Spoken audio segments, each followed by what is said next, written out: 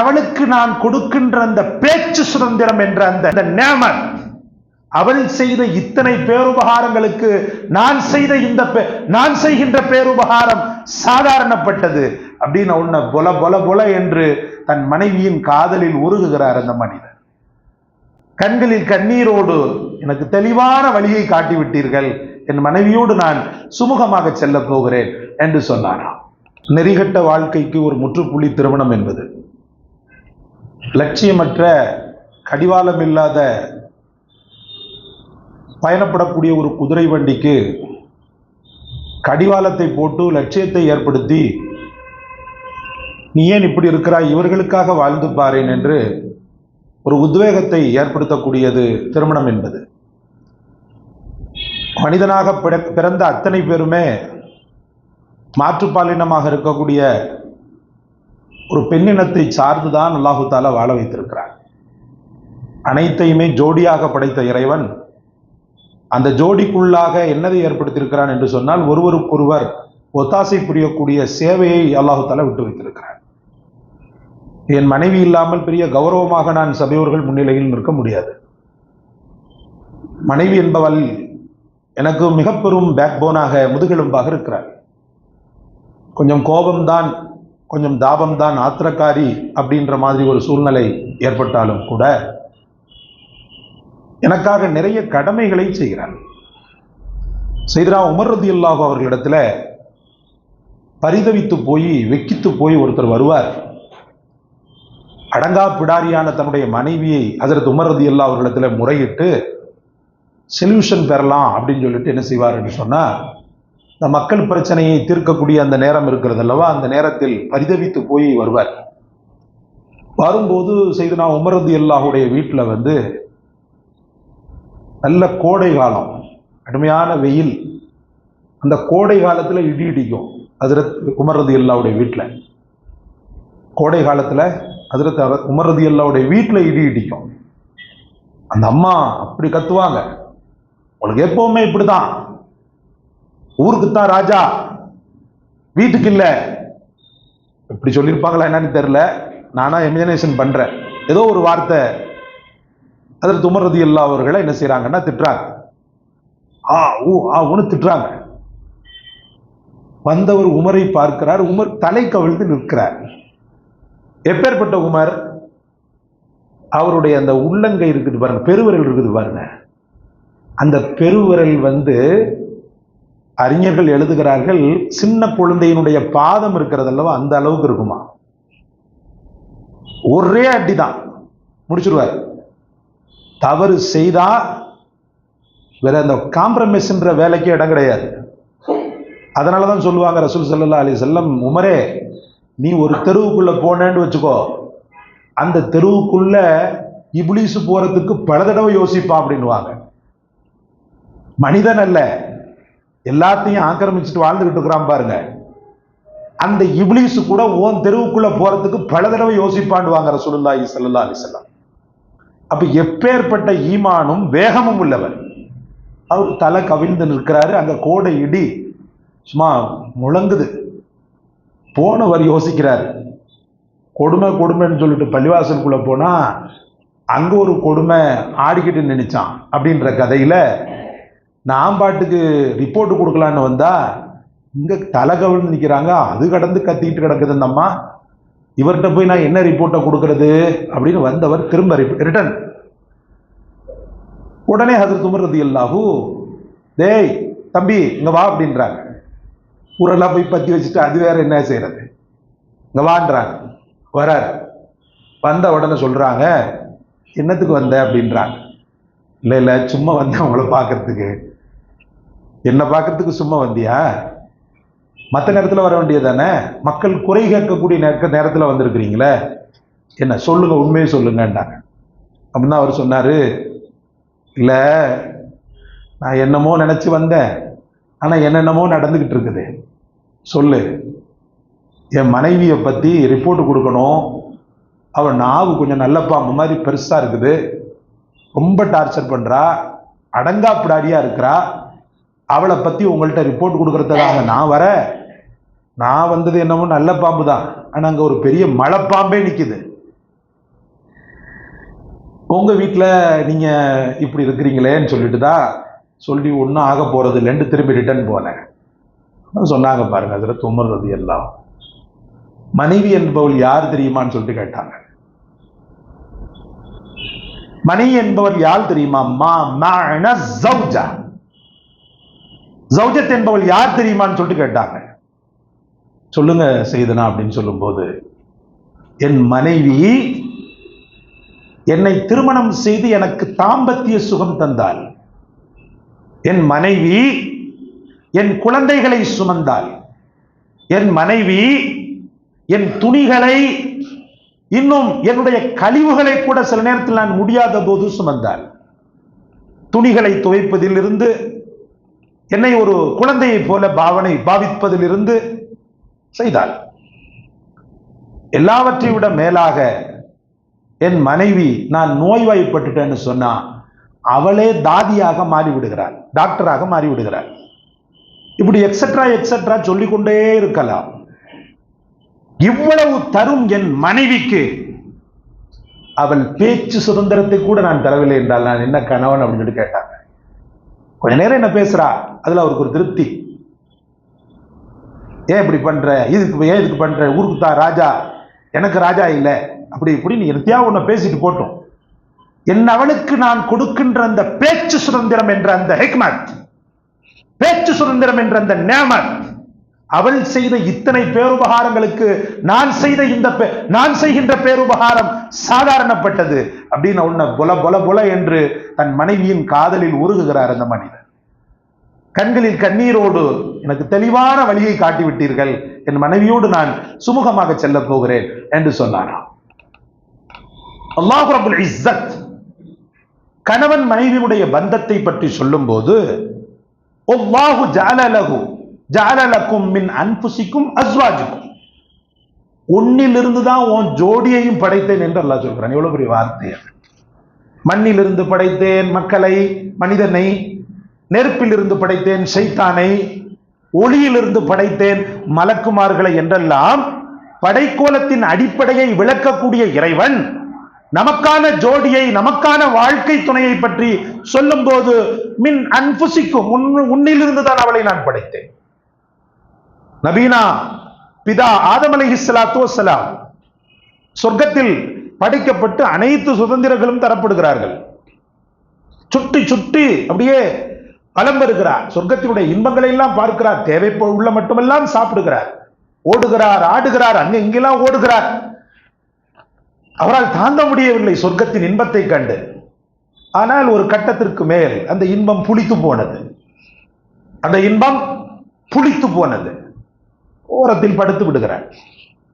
அவருடைய மன உணர்வை தாயை விட மேலாக உணர்ந்த இறைவன், அவருடைய மன வேட்கையை தாயை விட மேலாக காத்திருந்து உணர்ந்த இறைவன் என்ன செய்கிறான் தெரியுமா?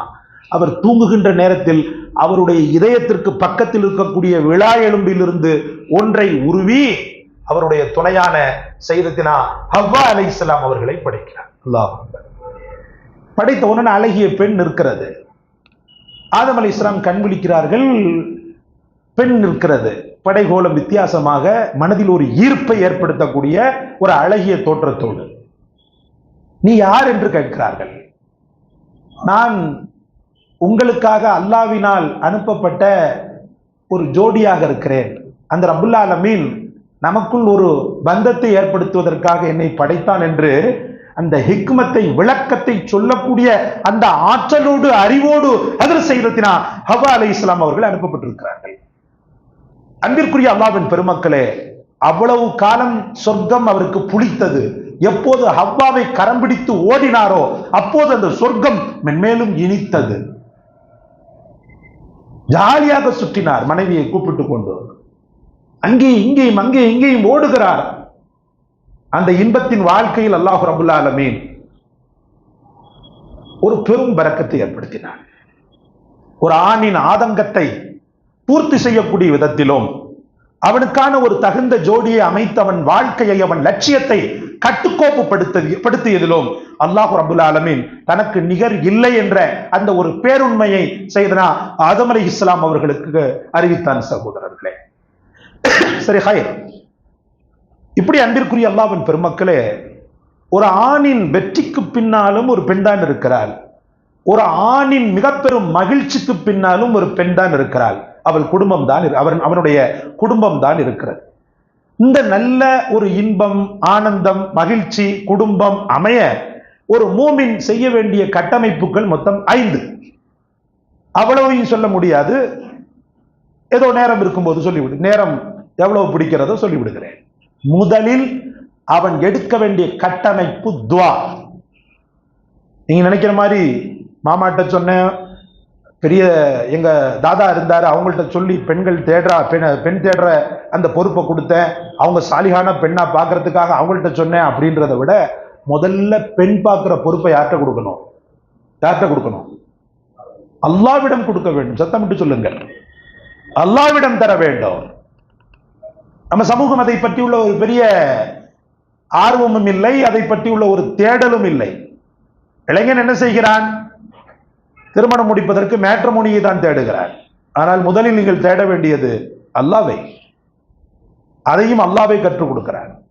இளைஞனாக இருக்கக்கூடியவனுக்கு அல்லாஹ் கற்றுக் கொடுக்கக்கூடிய அந்த திருமண பந்தம் சரியாக அமைவதற்குண்டான துவா நான் சென்ற வாரம் உங்களுக்கு சொல்லி தந்த அதே துவா தான்.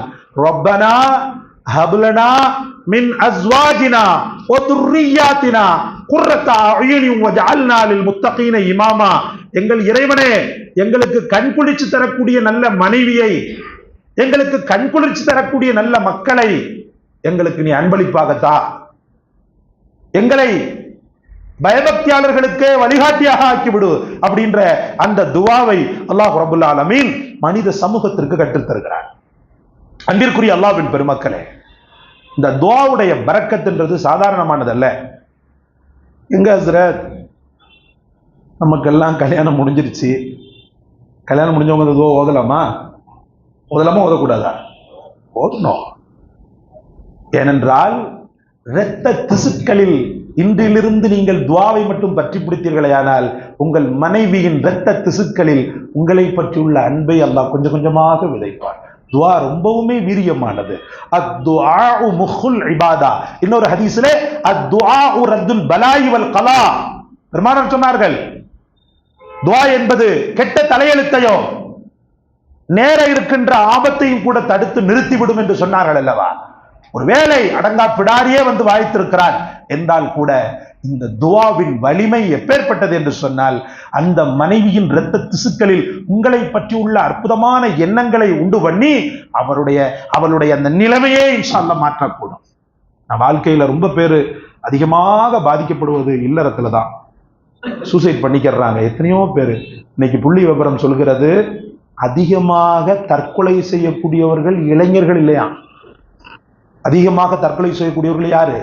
ஒரு 30-40 வயசுக்குள்ளான நடுத்தர வர்க்கம் தான் அப்படின்னு சொல்லப்படுது. ஒண்ணு அவன் செய்யறான், அப்படி இல்லைண்டா இவன் செய்யறான். வேண்டாம், வாழ்க்கை வேண்டாம். கொஞ்ச நாளைக்கு முன்னாடி கூட நம்ம பார்த்தோம், 3 குழந்தைகளை வச்சுட்டு என்ன செய்யறான்டா, தற்கொலை பண்றான். அந்த இல்லறம் சரியாக இல்லை அப்படின்னும் போது அவனால தாங்க முடியறது இல்லை. குழந்தைகளை பத்திக்குள்ள யோசிக்க தோணல. என் வாழ்க்கை நல்லா இல்லை, எங்க போனாலும் இருட்டு. அந்த இருட்டாக இருக்குதுன்னு சொல்லி வெளிச்சம் தேடி வீட்டுக்கு வந்தா அங்க ஒரு பேய உட்கார்ந்துகிட்டு இருக்குது இருட்டு தர்றதுக்கு. நான் எங்க போவேன்? என் இறைவனிடத்தில் போகிறேன் என்று சொல்லி விபரீதமான முடிவு எடுப்பதற்கு இல்லறத்தின் இன்பம் இல்லாமையே காரணம் சகோதரர்களே. அதனால்தான் திரும்ப திரும்ப சொல்கிறோம், அல்லாஹ்வுடைய துஆவை மறந்து விடாதீர்கள். ஐங்கால தொழுகையிலும் போத வேண்டியது. கிளை கூட எழுதி போட்டிருக்கிறேன், திருமணம் ஆகாதவங்களா இருந்தா 100 தடவை ஓதணும். அல்லாஹ் கொடுக்கணும் இல்லையா? திருமணம் ஏற்பாடுகள் நடந்து கொண்டிருக்குது, அல்லாஹ்விடத்துல பொறுப்பை ஒப்படைக்கணும். ஏன்னா வாழ்க்கைன்றது ரொம்ப மெயினான ஒண்ணு. வாழ்க்கையில ஒரு தடவை தான் வாழ்க்கை, அதுக்கு பிறகெல்லாம் வாழ்க்கை கிடையாது. நம்ம என்ன அரபுகளா 4 கல்யாணம் பண்றதுக்கு? இந்த ஒரு வாழ்க்கையும் முத்தாய்ப்பான வாழ்க்கையா அமையணும். அதுக்கு அல்லாஹ்வுடைய உதவி தேவை, அதுக்கு இந்த துஆ தேவை.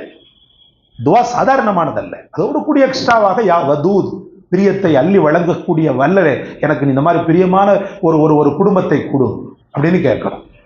அபுல் ஹசன் ரஹமத்துல்லாஹி அலைஹி ஜபர் ஜேர் குரான்ல இருக்குது பாருங்க, அந்த குரான்ல உள்ள ஜபர் ஜேரை போட்டவங்க அவங்க தான். சாலிகான பிள்ளைகள்கிட்ட சொல்லுவாங்களாம், உங்களை பெற முன்னாடியே நான் ரொம்ப கஷ்டப்பட்டு இருக்கேன் உங்களுக்காகவாங்களாம். அவங்க என்ன சொல்லுவாங்களாம், உங்களை பெற முன்னாடியே உங்களுக்காக நான் ரொம்ப கஷ்டப்பட்டு இருக்கிறேன். பாபா என்ன இப்படி சொல்றீங்க? பெத்த பிறகு தானே எங்களை வளர்க்கறதுல நீங்க பாடுபடுவீங்க, உழைப்பீங்க, பொருள் ஈட்டுவீங்க. எங்களுக்கு நாங்க பிறக்கிறதுக்கு முன்னாடி நீங்க எங்களுக்காக பாடுபட்டேன்னு சொல்றீங்களே அப்படின்னு கேட்கும்போது அபுல் ஹசன் சொல்லுவாராம், பிள்ளைகளே, நான் இளைஞனாக இருக்கும்போது இந்த துவாவுக்கு அதிகமா ஓதுவேன். நான் இளைஞனாக இருக்கக்கூடிய காலகட்டத்தில் ரப்பனா ஹப்லனா மின் அஸ்வாஜினாவை ரொம்ப அதிகமாக ஓதி இருக்கிறேன். அல்லாஹ்விடத்தில் நான் ரொம்பவுமே பயந்து பயந்து கேட்டேன், எனக்கு மனைவியாக வாக்கிய பெறக்கூடியவளை குர்ரத் அயுனாக நீ ஆக்கு, கண்களின் குளிர்ச்சியாக ஆக்கு, மனதின் திருப்தியாக ஆக்கு என்று அல்லாஹ்விடத்தில் மன ஊஞ்சலை நான் ஆடிக்கொண்டே இருந்தேன். அல்லாஹ்விடத்தில் தொடர்ந்து நான் வைத்த கோரிக்கைகள் பெரும்பாலான ஒரு கோரிக்கையாக அல்லாஹ் அக்பர் இதுதான் இருந்தது என்று சொன்னார். இந்த துவாவின் காரணமாக என் ரப்பு என்னை கைவிடவில்லை. என்ன செய்தான் தெரியுமா? சாலிகான இரையச்சமுள்ள ஒரு துணை எல்லாம் எனக்கு தந்த உங்க அம்மா இருக்கிறாங்களே, உங்க அம்மா இருக்கிறாளே, அவ சாதாரணமான ஆள் கிடையாது. சொல்றாங்க அபுல் ஹசன், உன் தாய் சாதாரணமானவள் அல்ல. தஹஜ்ஜத் இதுவரைக்கும் விட்டது கிடையாது.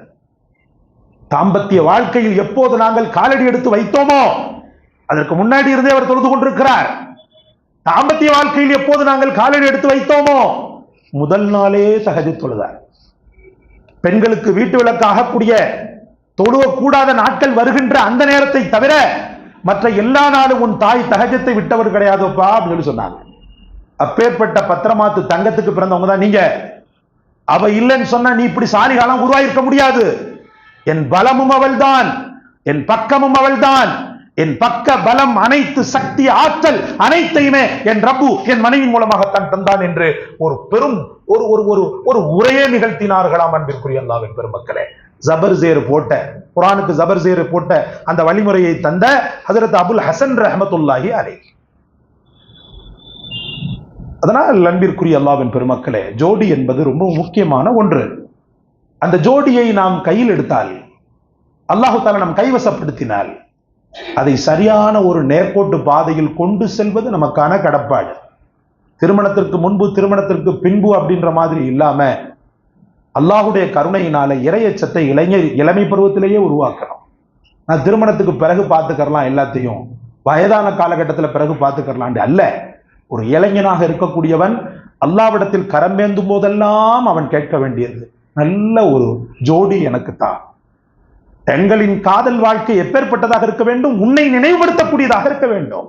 சையதுனா மூசா அலைஹிஸ்ஸலாமுக்கு நீ கொடுத்த சபூராவை போல, சையதுனா அய்யூபுக்கு நீ கொடுத்த ரஹிமாவை போல, சையதுனா சுலைமானுக்கு நீ கொடுத்த பல்கீஸை போல, சையதுனா யூசுஃபுக்கு நீ கொடுத்த சுலைஹாவை போல, சையதுனா முஹம்மது ரசூலுல்லாஹ்வுக்கு நீ கொடுத்த ஹதிஜாவை போல எனக்கு நீ என்ன செய்ய வேண்டும், தர வேண்டும் என்று அல்லாஹ்விடத்தில் ஒரு மடை திறந்த வெள்ளமாக இளைஞர்கள் கேட்க வேண்டும்.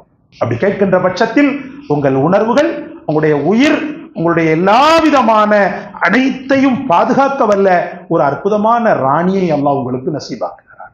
அல்லாஹ் அப்பேற்பட்ட பாக்கியத்தை நம் இளைய சமூகத்திற்கு தரட்டும். தந்த மக்களுக்கு அந்த பெண்மணியை அல்லாஹ் ரப்புல் ஆலமீன் சொர்க்க தேவதையாக மாற்றட்டும். அல்லாஹ் நம் அனைவருக்கும் தௌஃபீக் செய்வார். இந்த காணொளி உங்களை கவர்ந்திருக்கும்னு நினைக்கிறேன்.